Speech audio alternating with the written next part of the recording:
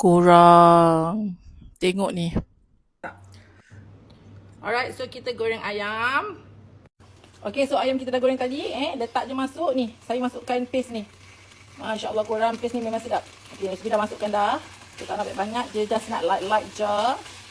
Bau dia memang semerbak guys. Okay, cukup rasa, tak payah tambah apa-apa dah. Sangat mudah. Resepi dia korang senang sangat-sangat ni. Nampak? Ting-tingnya. Ya Allah, lapar. Jom kita rasa dulu. Bismillahirrahmanirrahim. Ya Allah. Cukup rasa. Makan nasi.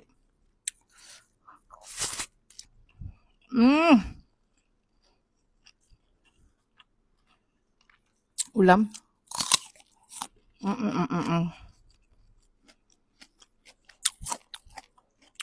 Wow. Dia punya perapan ni korang. Oh. Dia punya, tak tahu nak cakap lah, rasa dia sedap betul lah. Ya.